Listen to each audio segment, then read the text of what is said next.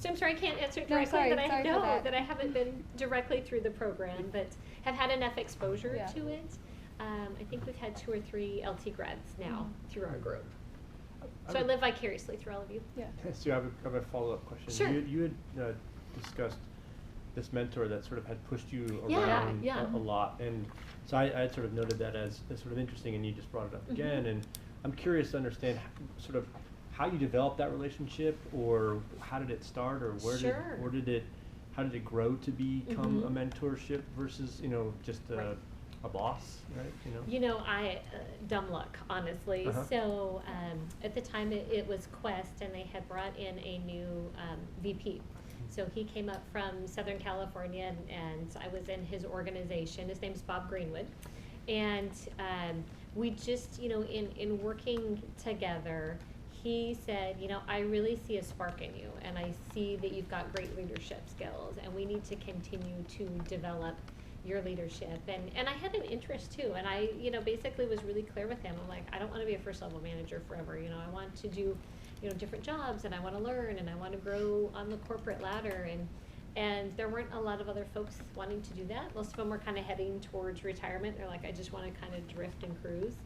And he's like, great, I need a challenge. I need to do something. And he very much comes from a background of servant leadership and kind of a spirit of giving and helping other people grow is what really made him thrive. He's like, I'm kind of at the top pinnacle of my career. I've seen it all. I've done it all.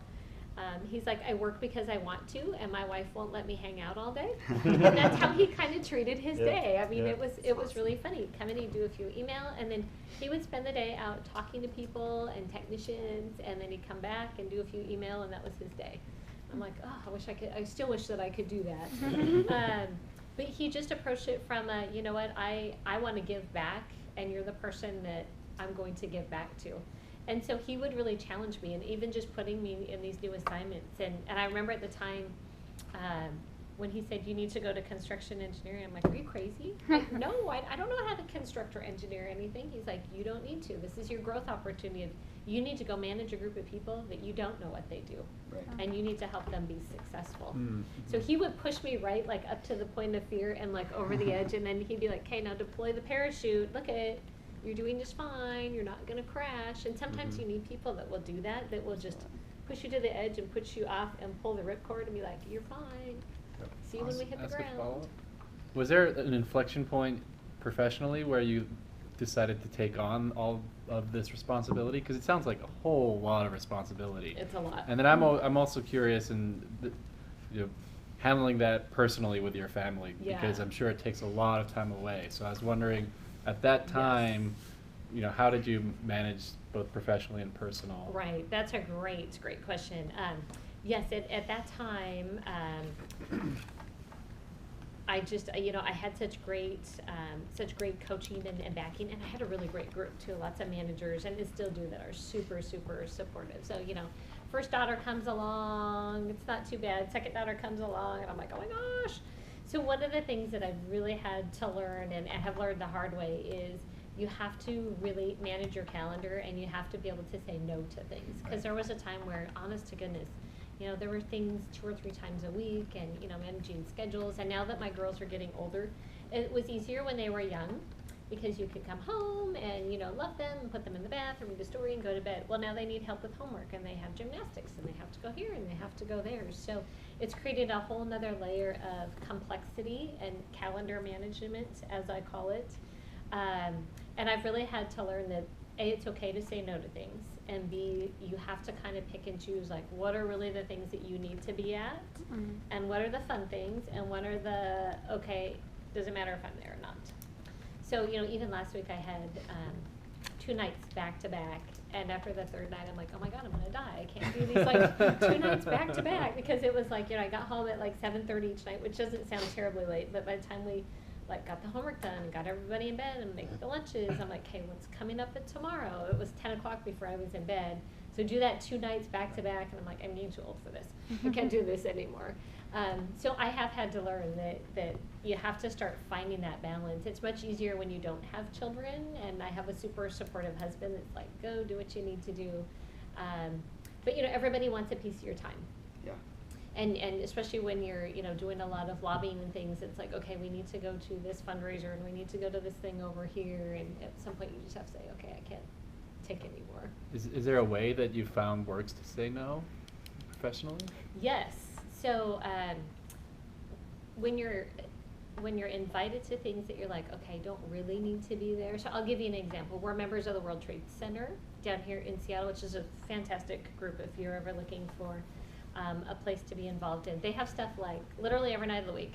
But Shelley, their president and CEO, is always reaching out saying, come to this wine event, come to this wine event, come to this thing, you know, we need you over here. And so I've learned to say to her, you know what, thank you so much for inviting me. I'm sorry my calendar is full for the week and I can't take on any more commitments. Or, you know, this thing sounds really, really fun. I'm sorry I'm not able to make that, but I would love to go to the next one with you. And then I have to just kind of almost keep a mental Right. stroke tally of like, okay, I've told her no 5 times. Yeah. It's probably time to find Say something yes. fun that's like at 4 o'clock that I want to go to and be like, hey, Shelley, I'm coming. So it's not easy, Right. though. And there's other times where you just have to be sort of more abrupt with folks and be like, I'm sorry, I just, you know, my calendar can't take it. I'm sorry, you know. Mm-hmm. Or someone sent a no thank you to me one time that was great. It was like, I'm sorry I'm not able to join you, but I hope your event is amazing. And I was like, wow, you know, okay, so she got her point across, but I didn't feel like left on the floor either. Yeah, quick one.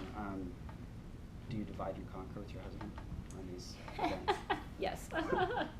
Yes, and you know, he has gotten to a point where he's like, I hate going to these events with you. He's like, they're boring, I don't You know go, anybody. I'll stay. Yes, exactly. He's like, I will come to the ones you absolutely need to. I'm like, Seahawks game? Okay, I guess I can go to that one. But yeah, he's a trooper too. But I also am respectful of that I know that he hates it, it's boring. And as you know, when you're with your friends and things, your corporate friends, you know, they don't necessarily know your spouse, and your spouse is like, okay, great, you know, I just met Kate. Okay, talk to her for 5 minutes. Can we go? Yeah. Yeah. I'm done. Exactly. So, yeah, we kind of laugh at our house. We have 2 children. I call it man-to-man defense. I'm like, okay, Right. you have one, I have one. Okay, what do we have to divide and conquer this week? And do you have hard and fast rules about schedule? Like you won't do anything on a Sunday, or you need to be home a certain time? Sometimes. One of the things that I have also learned is just in booking my days. So I will share with all of you, I live in Duval, which is like 35 miles from here. So it's a haul. You know, it's an hour one direction on a good day if nobody wrecks on 520. So one of the things that I've learned is that I need to be out of here between like 4 and 4:30 if I'm going to make it home and make dinner, and that we all sit down, because that's important to me, that we sit down and have dinner as a family. If I leave here at 5, I walk through the door at 6:15, 6:30, and then to make dinner on top of that, we don't eat till like 7:30. And then by then my family's like, oh my God, we're starving. So I have learned, and with the help of Jeannie, I'm like, no meetings after 4 o'clock unless it's like with my boss that he said you have to be here at this time. And that gives me a few minutes in the afternoon to kind of wrap up. And then, you know, at night, once I get everybody in bed, I'll usually check, okay, is there anything hot that came in that I need to deal with?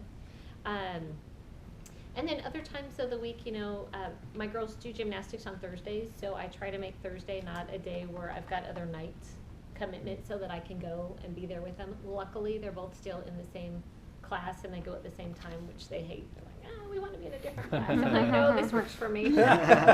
You're both here, you know, gymnastics is in Woodinville, it's a half-hour away, so I mean, that's a 2-hour commitment time to get there, and they do their thing and come home. So I do try to kind of look at my calendar, and I'll tell you what, if you get the luck of having someone like Jeannie that's a really good calendar keeper, she will actually go into my calendar and block time for me during the day too, and it will say like, do not schedule. And I'm like, what is this? She's like, because you need to eat occasionally, or you need an hour to like think or catch up, because for a while there, you know, people, I don't know how it is at your businesses, but with our Outlook, like you can go in and just put, you know, meetings and things on other people's calendar. And then of course you can either accept or deny them. But, you know, she's gone in and blocked times that she's like, you just need some like think time and some space occasionally in here.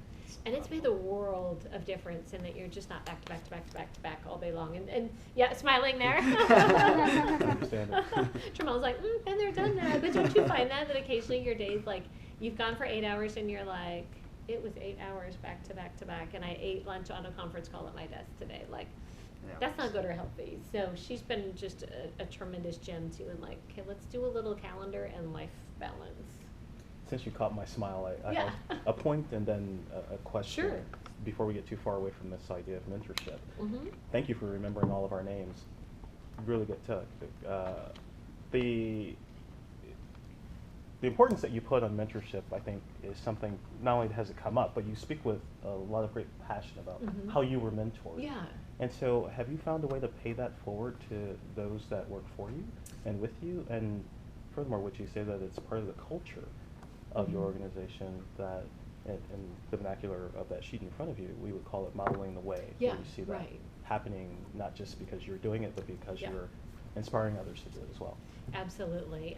So I think one of the things that I enjoy is working with people and mentoring. So yes, I have definitely made it part of at least the culture of my group is that we have to have mentoring going on. And the way that I accomplish that is that we will have one-on-one meetings either every week or every other week, depending on who the person is, and really kind of sit down and talk about, okay, what are you working on? What are your obstacles? What do you need assistance with? Have you thought about this? Have you thought about that?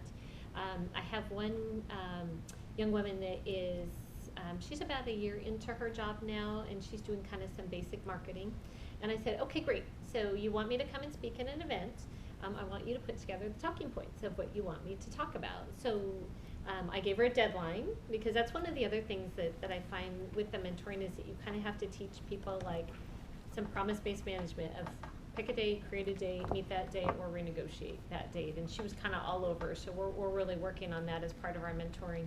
But I said, get your talking points together and let's look at them. So she delivered them this morning like she was supposed to, so I was glad with that. And when I read through them, I'm like, okay, great, she's got a good basic outline, but we're missing the, we start off with like, thank you and welcome, and we go into something, and like, we should probably start with, at CenturyLink, this is who we are, this is what we do. We're having the meeting down at CenturyLink Field, which really confuses people, because they're like, oh, so you work for the stadium. No, I don't really work for the stadium. I know that we're here, we're having this meeting here, it says CenturyLink on it. So just some of those basics, and that's the fun thing that I get to do. It's like, okay, great, you've got this great, model that you've shaped up. Now let's like expand to it and put the paint and get it ready for the kiln, because it's almost there, but it's missing some of the basics. So that to me, like, that's where like I feel good about my day. I mean, you can do spreadsheets and conference calls and emails and all that garbage all day long. It like doesn't feed my soul at all. But like spending time with people and helping them grow and see them grow, that's like the fun part for me. And it does truly make you feel like you're giving back too. And this mentor, obviously he, when the companies came together, he took a great package and left, but we still keep in communication. Mhm. So he kind of spends his time between here and California. So I would just pop him off a text. I'm like, are you in CA or WA? And when are we having coffee? And he'll be like, okay, I'm in whichever state and this day at this time. Awesome, thank you.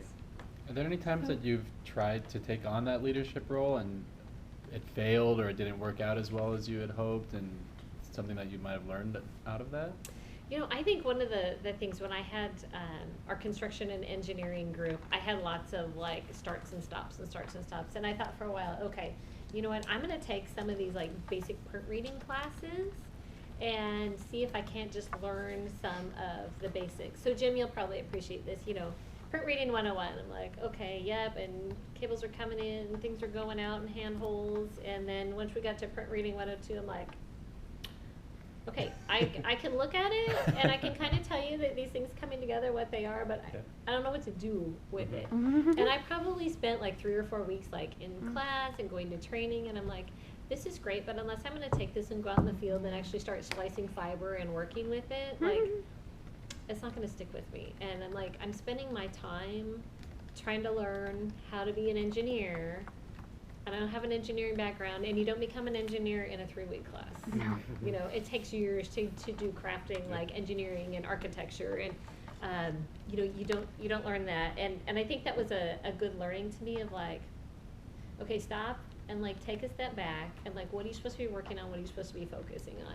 Now the basics that I did get were super helpful for me, but I knew, okay, you're going down the wrong path. You're supposed to be managing the work and guiding and coaching people. Now, don't go spend the next year taking basic rudimentary classes that you're never going to design a job. So why are you spending your time here? Yeah. And that almost was like, it was an aha, but it was like, well, you're heading in the wrong direction. You know, you're making a left turn here and you should be going on the straight path.